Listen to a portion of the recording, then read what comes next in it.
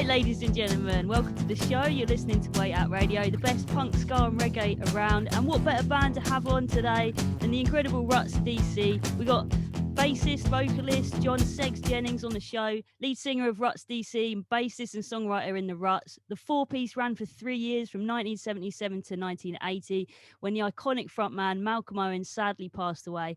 But the band left an indelible mark with their punk and reggae crossover sound. And Henry Rollins is a huge fan who's always telling us how amazing they were, how influential they were over in America. So over the years, original drummer Ruffy and Segs have stuck together in Ruts DC, now joined by Lee Hegerty. And in 2019, the band celebrated 40 years of The Crack, which was originally out in 1979. And now they're releasing Electracoustic, a new acoustic album of classic tracks. Welcome to the show. Hi, how you doing? Sorry, that went on a bit. No, it's good. I hate like when someone tunes into the show and they might like sort of know the name and you just got to like make sure they know exactly what's happening so they can get it really into the interview. Or just see some old bloke sitting there and go, who's that? Nah, man, nah. So yeah, like congratulations on the new album that's coming out. Like it's really cool. I've been listening to it a lot. Yeah, a bit of a curveball album, that really, but good. Acoustic album. We were going to kind of do it anyway, and I think one of these days, you know, and then lockdown. It's just made for acoustic music, isn't it? We'll be back with the electric sound soon, but doing a lot of acoustic stuff because I mean, obviously sitting around a lot on acoustic guitars. Yeah, no, wicked. No, it was really cool to know that you're obviously being a bassist and you're a songwriter as well, that you do pick up the acoustic guitar and you do like write songs that way, which is... Oh, yeah, absolutely. I mean, I think that they're both in a Ruts. I was on bass really, but then later on, we used to change around a bit. I started on guitar and Paul Fox showed me loads of stuff, our guitarist, original guitarist. And yeah, he taught me how to play bass really. And then, but I kind of started off an acoustic guitar and then over the years, I played more and more of it. And I kind of got better over lockdown as well. Wicked, man. That's really cool. What have you been practicing then? Well, doing your scales? No, I don't do scales. I've never done scales. You know, I didn't do scales. And here's a tip. Really, the only sort of bass practice I ever really did was I learned when I Don't Want to Go to Chelsea came out, Elvis Costello. You know, yeah. we love the bass and drums. And so I just learned that bass line and that was kind of the only practice I ever did. Yeah, definitely. I think the first bass line I went for was definitely Guns of Brixton, The Clash. You just feel so cool when you can play that, you know. It's good. It's really good. 3 notes. Check me out. Yeah. Okay, so just before we went live, you asked like, where had we met before? Because I was thinking about it the other day and I was like, there's a few times. So first of all, this is why this band are not only like legendary for their music, but just because they're super nice guys. I was in a 3-piece girl band and I played the drums and we went to see the Stranglers and the Ruts play Brighton Dome. And before the show, we were sitting having a pint in the bar next door. And these guys were at another table and we were just like, oh my God, it's the Ruts. And we quickly got a CD and one of us went over and said, oh, we really love your music. Here's our band. And came back to our table. And then you guys came over and were just like, come and have a drink with us. And it was really cool. We were in the Mashed Tun, that pub, the Mashed Tun, I think. Yeah, I remember that now, yeah. Yeah, and then after the show, my bass player knew JJ. So we all had a few drinks together backstage. Fantastic, yeah. It's good gig at Brighton Dome. We were supposed to be doing another one there, but God knows what's happened to that. I know. It's still there at the other end, you know. So yeah, it's difficult. And then of course I met you guys. I did my first cover feature, which was the Ruts for The Crack, 40 years of The Crack, and I asked you loads of fan questions in the pub. I think everyone got a little bit drunk, but it was really fun. I remember that pub. I keep remembering everything in the terms of pub. That was the Angel in Denmark Street. It's at Charing Cross, off Charing Cross Road there. God, I miss those. I miss doing interviews in pubs. Yeah, definitely. And then, of course, you guys played the Viva La Rock Awards, which was absolutely amazing. Yeah. God, it all seems so long ago, doesn't it? It's been right in lockdown. You know, it's Yeah, strange, isn't it? It's just like, I but we know. got quite a lot done in a way. We sort of, we did a few Ruts TV shows, which was really good, and we'll get back to that, I think. And wrote quite a few songs for perhaps a forthcoming Ruts DC electric album. Excellent. The Electracoustic together. All these times things kept getting cancelled, and we managed to get 2 Electracoustic gigs in, which we recorded, and we're going to be putting all this out at the end of March, I think. So, yeah. So, people say, God, you must be really bored. I said, well, actually, I'm really busy. So, Yeah, different way of doing things. I think we do a lot of remotely, and we're like sort of legally allowed to go into the studio and legally allowed to rehearse, but most rehearsal rooms are closed. So, very strange times. Very strange times. yeah, definitely. And how have you and your like support bubble been coping with it all? Like, have you had more Well, like? great. I mean, 'cause I live with Tara Rez, and she's got a radio show, Radio Reverb, and so she, when we couldn't move, she does a show from here, from home, and so I've been in contact with sort of new bands, and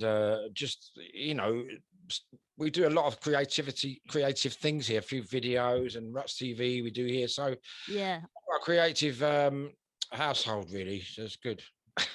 excellent. Yeah, no, I really love Ruts TV. I watched the latest one. I watched a few of them, but the latest one where you cut in old footage from your gig in France with Yeah, the Macaron. chorus one, yeah, but Yeah, very interesting because I really didn't think we had that much archive footage, but then people started sending stuff in and made little videos, and we found loads of stuff that we didn't even know we had. So we managed to do 9 shows, and I think we're going to come back and do some more. It's quite a lot of work, it takes about 4 or 5 days to put it all together, so we're having a little rest, and we did the acoustic album, and I'm also doing a Dead Men Walking album with Ruffy, so lots of things. That's another story. We'll do that in a minute, I guess. But busy, really. Yeah. yeah, definitely. So Looking back to work so I can have a rest in the van. I know. No, I do miss live gigs a lot, but Yeah. being a musician, like you do find so much to do in the house because you're just like being a creative person. You've finally got time to put down loads of ideas, and at the same time, like have a rest. Like I never rest because I'm always gigging.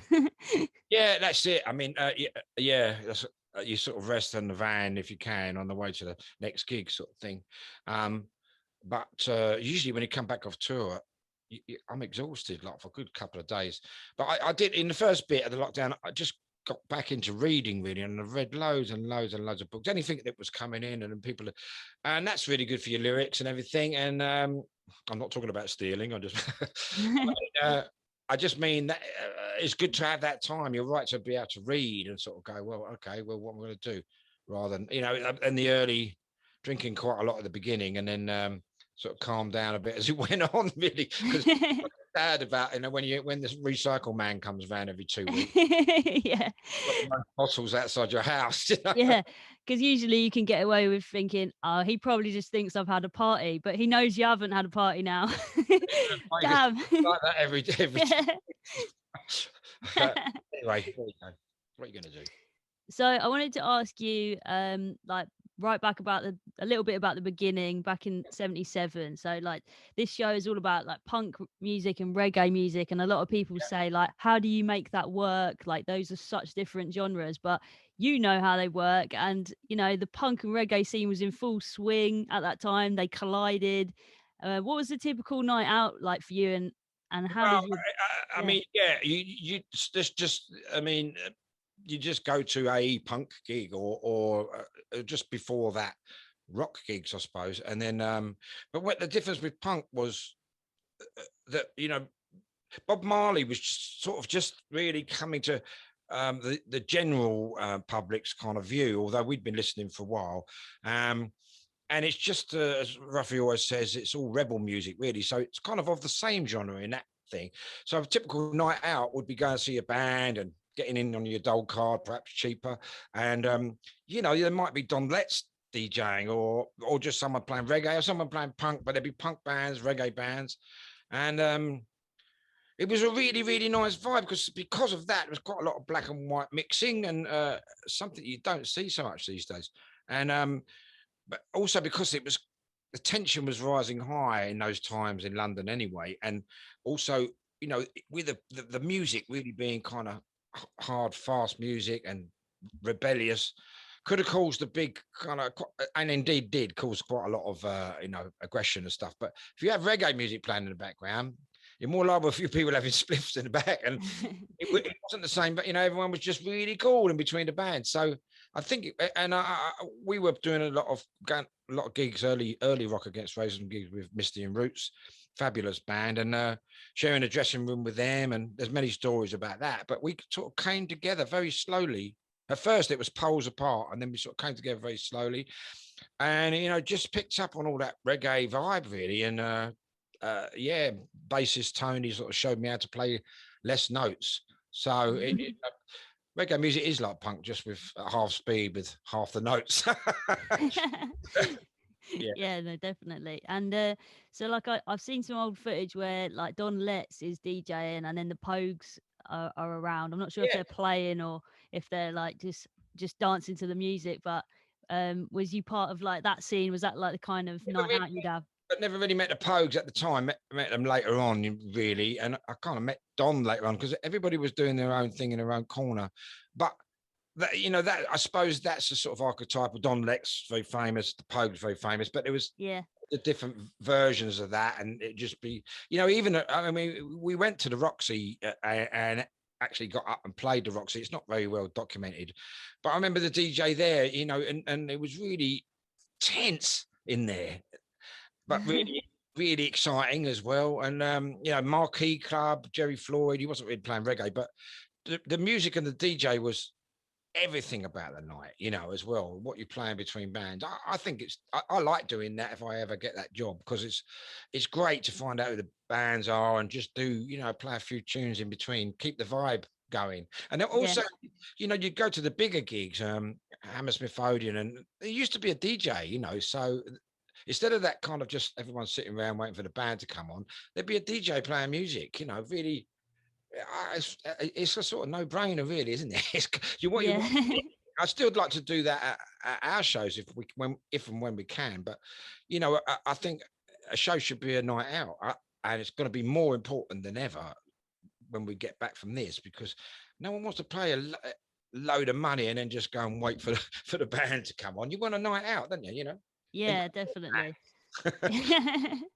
Yeah, and they always like put the support band on quite low and then boost the volume for the big headline act, so they like build up through the night. But sometimes they have a bit of a shit DJ and you're just like, like that could be a slot for someone, couldn't it? Like just get someone decent on the decks. Yeah, well, I love doing that. Anyone out there? I mean, I love doing that. I'm reasonable rates, but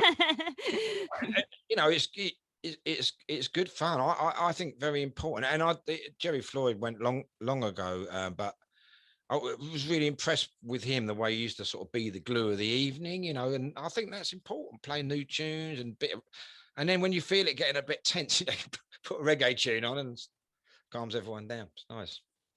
Yeah, no, definitely. So I wanted to ask, like, even before you joined the band, what were kind of the posters that you had on your wall? Because someone asked me this the other day, and it was like quite funny to like remember, like what you were sticking up proudly at that time. Alice Cooper, really. My first kind of it got into posters really. Was I bought Alice Cooper Killer, and then went back and bought Love It to Death before. Unbeknownst to me, that really that was a real stepping stone. Alice Cooper was a huge stepping stone, and all of glam music really to punk. And I didn't realize it at the time, but in the original Killer album it was a calendar, so you open the calendar and it was him like with a noose around his neck. And I put that on my wall. So I remember that. And I also remember taking my first tab of acid and just really being alone with the calendar. Did you start to think it was a beautiful woman? No, actually, it was a noose. I interviewed him last year, Alice, and he was like so nice, and he was saying Yeah, and he was just like talking about how Frank Zappa discovered him, which was like pretty amazing, really. Yeah, Yeah. that's amazing. I never met Alice, or Vince is his name. I think, yeah, if you ask Marco Peroni or anybody like that, you know, that kind of side of punk, yeah, they all loved I'm 18 and all that early Alice Cooper and Roxy music, and of course David Bowie, Yeah. Reed. So those would have been the posters I would have had up. But I think I bought the Alice Cooper album, and I may have had a poster of Carlos Santana. I think that I stole from a record shop when he's. I only stole it because it was about this, but I got to sort of nick it and try to get it out. So I'm not a thief at all, but like it was kind of expected of you to do something like that at that age. So Yeah. I think the Carlos Santana one actually went up on the wall. Actually, but those people one certainly did. You're too scared in case someone looked through the window and was like, "Oh, you Nick." Yeah, yeah. Alice Cooper, yes. Carlos, no. Yeah, got to look good in front of the guys as well, you know, when Right. your mates come round. All right, so I wanted to just quickly dwell on like "In a Rut" was the first single, and you guys like independently released that May 1979. Yeah. What was that like to have the courage to do something independently at that time? Well, it was independent release, but it was very much supported because Cool. we recorded in a rut and Missing Roots again. They had a label called People Unite, um, and they put them. We paid. They put the money up for the recording, which was only about 100 quid or so. Recorded it in Hayes. Recorded Babylon's Burning Society, I think, a version of, and HIs. And we actually recorded it in '78. We formed in '77. We recorded that in '78, but we didn't have enough money to put it out, and so this guy we met, we were working in a garage by Southwark Bridge, and the guy said, "Oh, I don't really like your music, but you know, I think you're really good." And Andy Damon became our manager, and he paid the money to get it done. And then Wow. it came out on the People Unite label. You know, it was a black label and with a white band on it, and it was so we didn't think about it at the time, but so cool. I'm very, very proud of that. And Yeah. People Unite still remains our message, really. So yeah, that what was it like? It was well, the story then, you know, we didn't know how it worked, so it was just sitting there, and we've got what's going to happen with that, and then we decided we've got the money to release it. Ruffy got 1,000 of them, and he put, you know, and 1,000 records quite a lot. Didn't have anywhere to put them in the flat, so he put them sort of under the bed, as many as he could. And then he called. I remember he called Jeff Travis from Rough Trade and said, "Look, you know, got this single, you know, We're the Ruts," and he went, "Yeah, I'll have 500," and we went down and got cash for him. So couldn't believe that. I never know where all the cash went, but so it ended up sending. You know, we had a repress of it, and it ended up selling 52,000. You know, which Whoa. you just couldn't even be anywhere near that these days. I still didn't see a cent from it. It just sort of all. I don't know where it all went, but we lived. You know, we lived, and it kind of went into the pot, and you know, we were never rich anyway, and certainly never rich after signing to Virgin anyway. You know, so. It's a lot of things haven't changed. Yeah, I bet. For music's sake, which I think is the best way forward. Really. I mean, you know, we've done sort of 500 so far of our Electracoustic. It hasn't really been officially released yet, but we do it all on our own label, which is this Sasumi label, and Yeah. we yeah, so it's proper DIY, and we've got. I won't say we don't have help. We've got help from, you know, Liam and guys around us that help with our merchandise and everything. But the basic thing label is us. You know, we run that, and Yeah. you know, at times we thought about putting other bands on, but honestly, it's so much work. I just couldn't be the record company guy. You know, well, I kind of like guys, but you know, maybe you should do something a bit more poppy. You know. I know. Yeah. No, it would be it's a lot of hard work, and just like you say, just the effort that goes into a release and like getting the word out there and spreading the word and just like supporting what you're doing. It's exhausting. So like promoting like other bands, it's going to be like starting from scratch every time, isn't it? Yeah, and Yeah, I just, who knows one day. But Yeah. we seem to be releasing loads of stuff. We've changed our website and we've got our downloads together, and it's much more possible to do that these days. And really, the services that a record company might offer are no longer there. I mean, they won't lend you the money to make the record, really, unless it's really minimal. They won't really pay for marketing, really, maybe a little bit, and they can't sell records because there's no record shops, so they can't distribute because all they can get to is Spotify and everything. So in a way, you guys out there, you just look up the cost to cut CDs and make them, and sell them. If you've got enough, if you've got enough fan base, you can sell. Obviously, some people these days don't even want hard copied CDs, but of our age group, we can still sell CDs. Yeah. We embrace downloads and everything, and I wish all music was free, really, but the problem with that is that no one else is going to give you any money. It's coming Yeah. like free, and then you come to the gigs, and then you buy merch, and I think that's the new way forward, and the current way forward. And I think certain people like that. I would do that.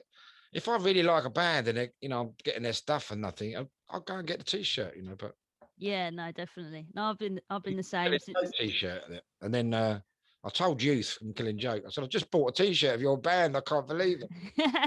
You know what? He didn't say I would have sent you one. He didn't say anything. I took it on tour to wear, maybe wear on stage, and I lost it in a van, and I never ever wore it. So, paid for it though.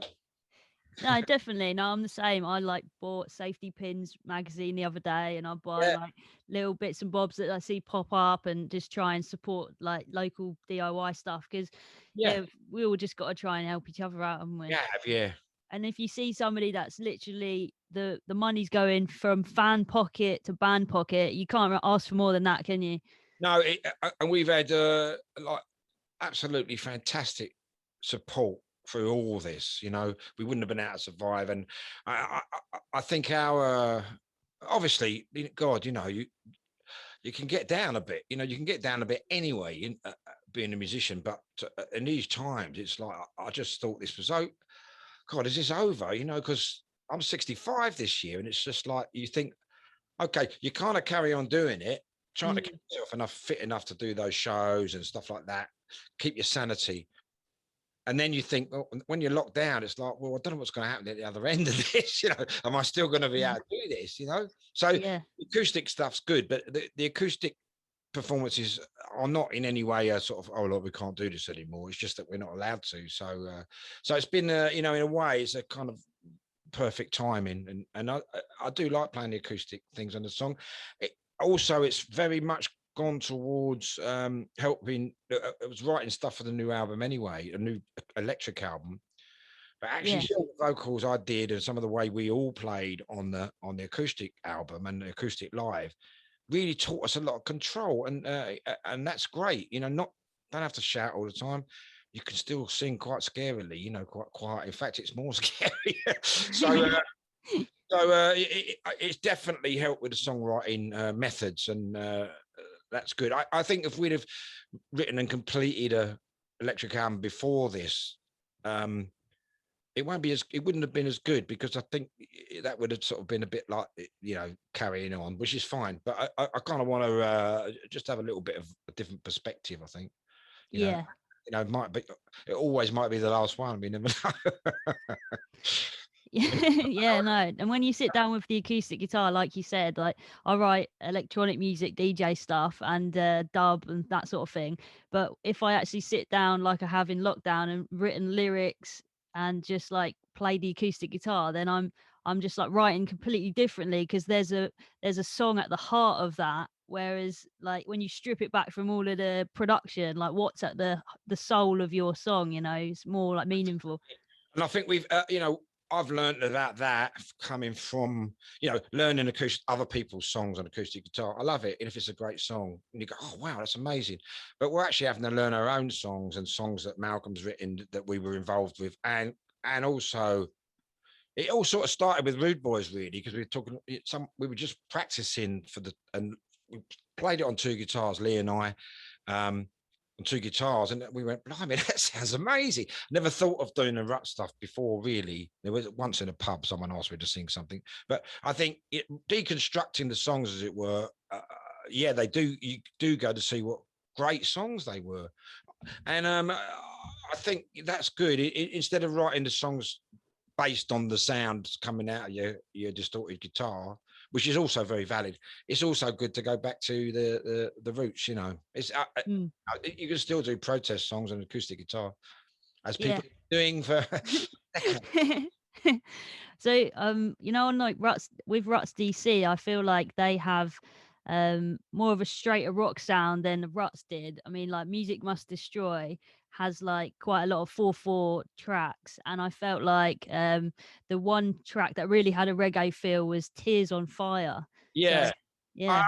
Well, yeah, I mean, very strange we didn't do anything kind of with a reggae tinge on it, but we did do one song called Born Innocent, which yeah, over yet it was you know, a much more reggae sort of loping bass line feel, and but it didn't we didn't get it finished, and it didn't really fit in, and suddenly we had too many songs to fit on a CD or especially vinyl. So we shelved it. But funny enough, working on it now, and I think it's got a different perspective now. So I think personally, I'd like the new album to go back a little bit more to that, a bit more dubby and a bit more. I don't know. Yeah, that'd be cool. Just doing that rock. Yeah, I know what you mean, but it was very difficult because I can write reggae stuff, but since the Ruts, it's difficult for me and difficult for us to sort of like try and come up against the Ruts because it was so good, those songs. Yeah, how do you beat your best? Like, yeah. Well, you know, and also I wasn't the lyricist on there, so suddenly that was a big thing hanging over me, you know. And I think we succeeded. I'm not being arrogant. It's just I think we succeeded by the way people have reacted to it. And now I feel a bit freer to sort of like, you know, go a bit reggae again. And I think if we were talking about writing a reggae song for that last Music Must Destroy album, it's got to be as good as Jar War, you know. And it's just like, well,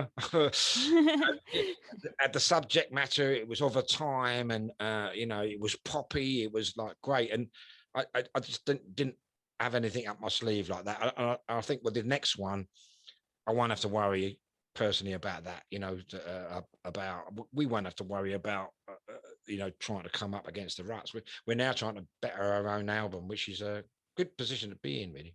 Yeah, no, definitely. And I think, like you said, your lyrics like really they shone through on the Ruts DC album, because there was like bring down the corporation, shouldn't we? And it was just like it had that punk ethos to it, which was great. And I really like Golden Boy, which at the time I was going to ask you about because it's like a kid letting go of a dream.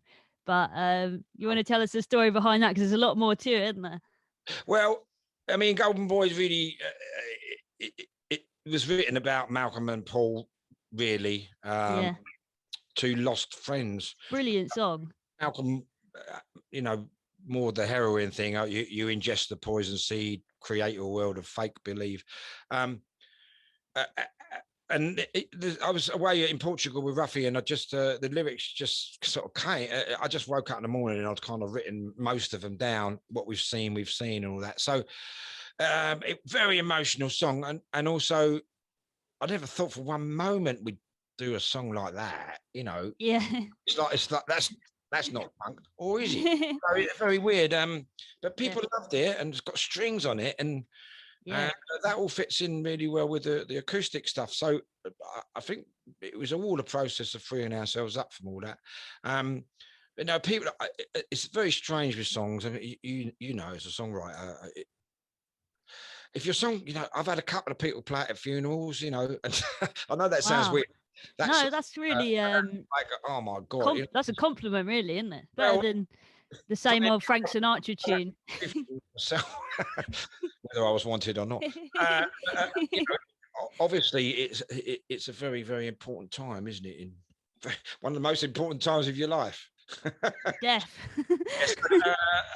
Yeah, people have said to me, "Oh, that lyric," or you know, You will never feel pain, no, never again.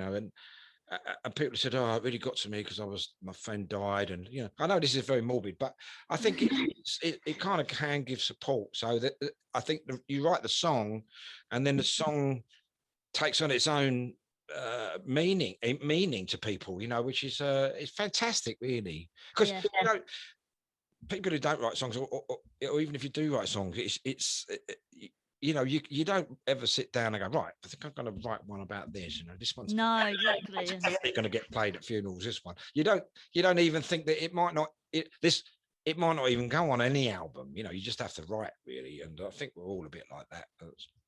Yeah, it's true. It kind of comes from your subconscious, and I will write the odd line here and there for over a few days, and then I'll sit down to rearrange it into verse, chorus, and then someone will listen to it and go, "Oh, that's really obviously about this," and you're like, "No, it's not," but maybe self-consciously.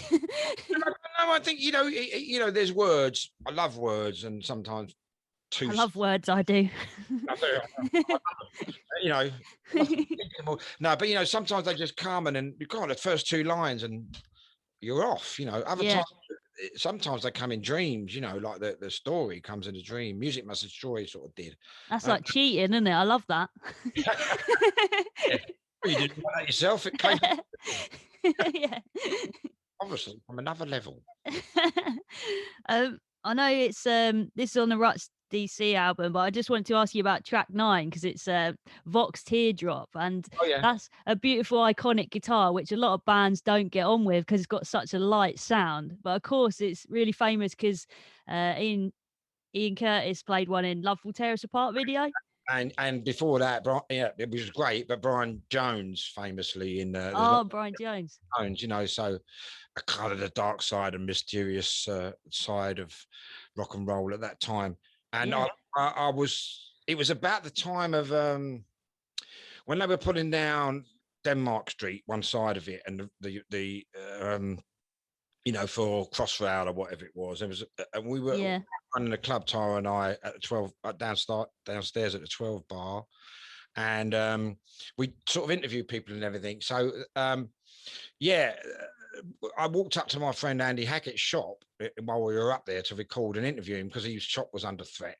And as I walked up the stairs, he had this Vox Teardrop, and it was like shiny, and I just saw my reflection in it, and and sometimes it's like when you look in the mirror and you go, "Oh, honey, the game's up," sort of thing. And I saw my reflection in a Vox Teardrop, and then that's how the song, and it became a reflection of the Ruts. Wicked. Yeah. And still difficult to play, I think, but kind of symbolizes rebellious rock and roll, really. Yeah, definitely. And that's a sound of a Vox Teardrop on the track as well. Or not? I don't think we played that. No, there's a bit of 12 string on there. You cheated. Yeah, well, we didn't have a Vox. I can't remember. I don't think we did. Anyway, I'll modify the story and say it was a Vox. So the mystery still stands that the Vox Teardrop doesn't sound great when you record it.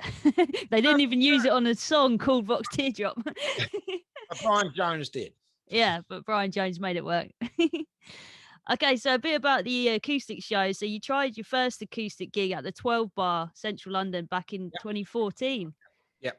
And then you did the Almost Acoustic stage, Rebellion, which is if anyone who hasn't been to Rebellion, get down there. It's amazing. But it's like a huge pub full of punks, and they have like incredible iconic bands on the stage, like Ruts 999, and you just get to like rock out. It's really cool. It's really weird. I mean, great. The first time we did, we did the 12 Bar, yes. Kind of amazing, really. A couple of guests come down, and we've been on the Al Mainsley and Rob. And it was at the Front Club. We did that, and we had our sound man Nick Diesel on the sound, like doing echoes and everything. So it was like a dub acoustic show. And I'd like to get back to that because people were going, "Oh, there's loads of stuff on tape." They're not playing that, but we weren't. He was just going, which we loved. And then from that to Rebellion, and you're just sitting literally on a little stage about that high in the pub, and didn't know how it was going to go, really, and a bit worse for wear because we've been there a couple of days. And then the response is just amazing.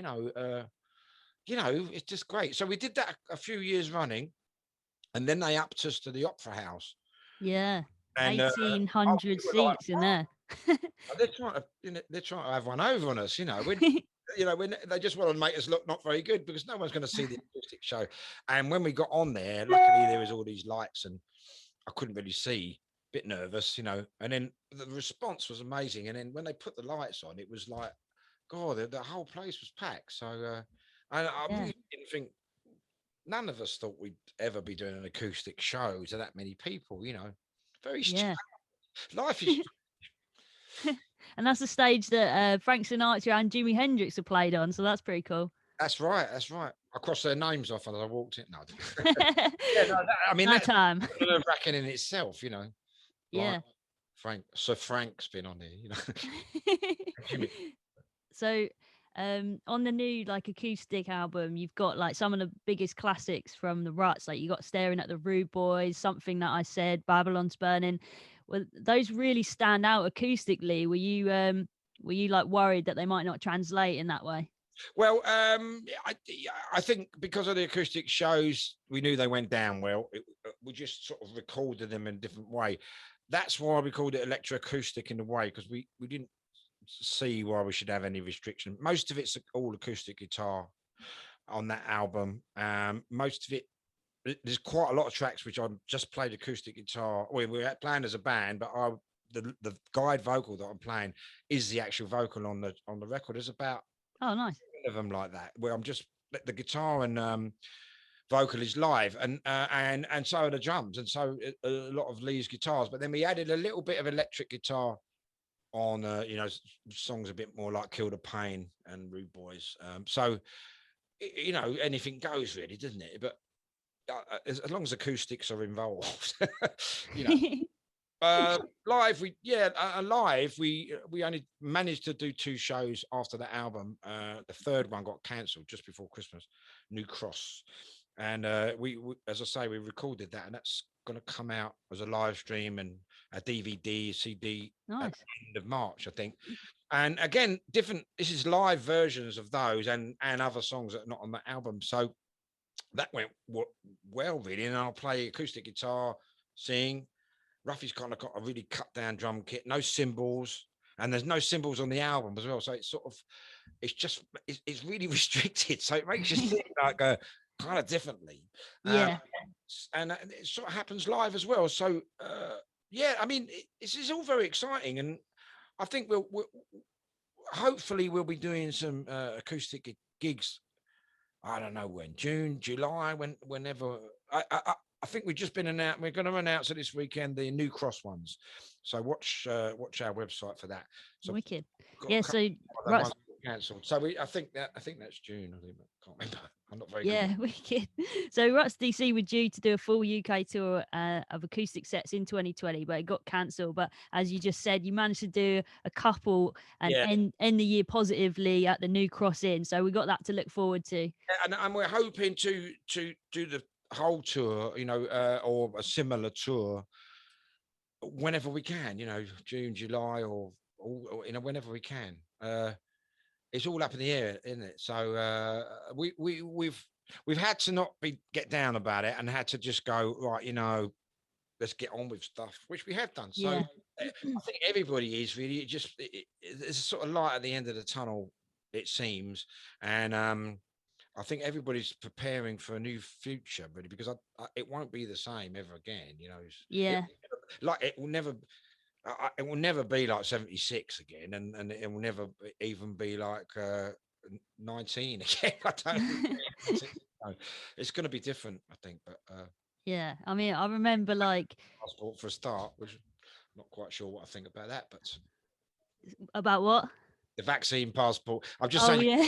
have a vaccine passport to get into the shows, and we will probably, So, but let's not go on about that. yeah, sure. I've just got my Irish passport because my mum's Irish, so I can still tour Europe, thankfully. Oh God, loophole. Oh, that's great. Yeah. So. I'm as English as my great grandfather Gustavus Holstitch Jennings would. I don't even know where I'm from.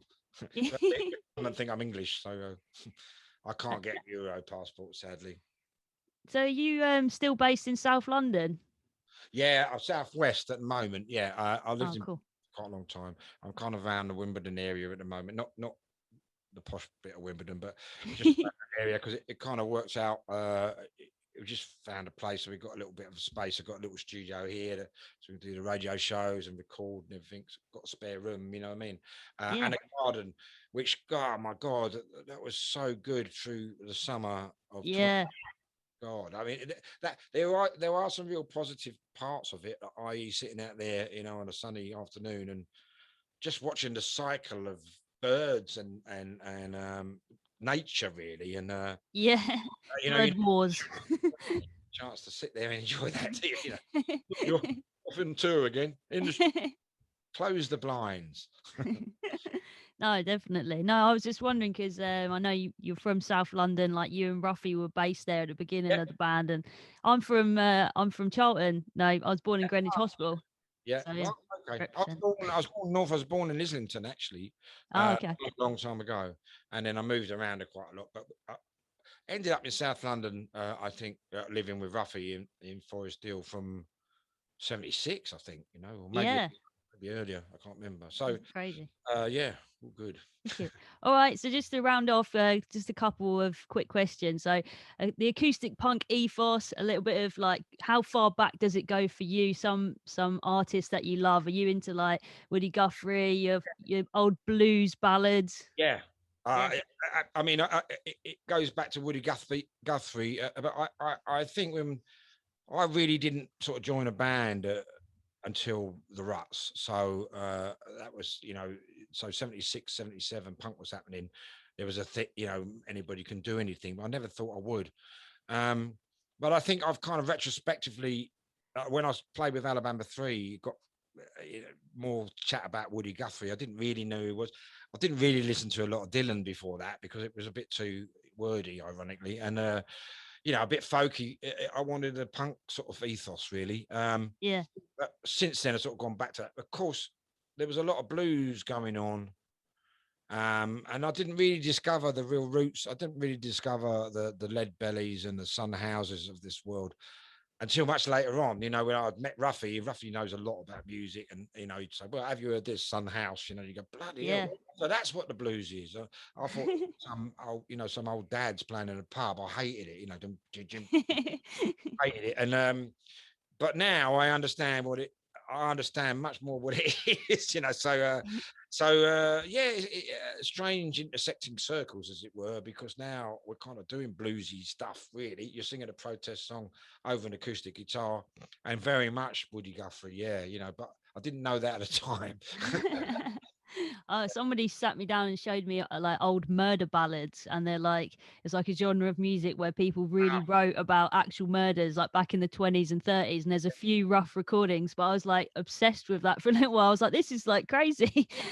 Very important that, as a songwriter as well, and a producer, or whatever, to hear those crackly recordings, but with so much, power in them, Yeah, and you, or you learn, one guy with a really old cheap guitar, like in a stomp box, it's frightening, what I mean? Frighteningly brilliant, and so I think anyone should take themselves too seriously, really.